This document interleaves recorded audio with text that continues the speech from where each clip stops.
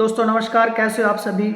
आप सभी का स्वागत है हमारे YouTube चैनल पे, जहाँ पे हम सिंपल और बिल्कुल आसान भाषा में आप साथियों के लिए लीगल अवेयरनेस से रिलेटेड वीडियो लेके आते हैं ताकि आप जागरूक बने और कहीं ना कहीं आपको उस चीज़ से हेल्प भी होती है।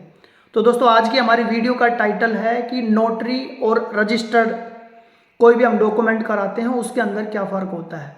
तो सबसे पहले मैं बात करूंगा नोटरी। तो नोटरी ये होता है कि जो भी आपकी डॉक्यूमेंट्स को जो नोटरी वेरीफाई करता है वो सिर्फ इसी चीज़ को वेरीफाई करता है कि मेरे सामने इस फला व्यक्ति ने ये सिग्नेचर करे हैं और ये वही व्यक्ति है।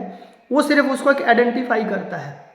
नोटरी जो होता है ये कोई लीगल प्रूफ नहीं होता है, कुछ मामलों में होता है लेकिन इसकी इतनी वैलिडिटी नहीं होती है।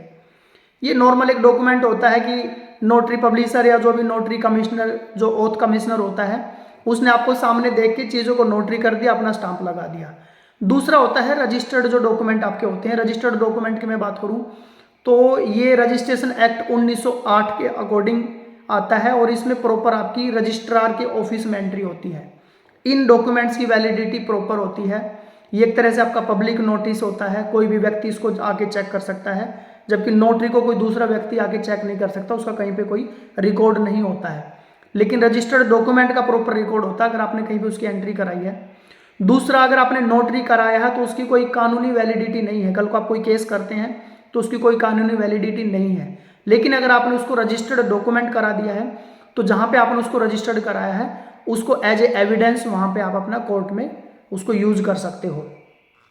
दूसरा, नोटरी में कम खर्चा लगता है, इसमें ज़्यादा लगता है। तीसरा, इसमें प्रोटेक्शन नोटरी में थोड़ी सी कम रहती है, रजिस्टर्ड में आपका पक्का काम हो जाता है एक तरीके से। और अगर कोई डिस्प्यूट आता है तो मैंने आपको बताया कि नोटरी की वैलिडिटी नहीं होती है, लेकिन रजिस्टर्ड डॉक्यूमेंट की कोर्ट के अंदर वैलिडिटी होती है।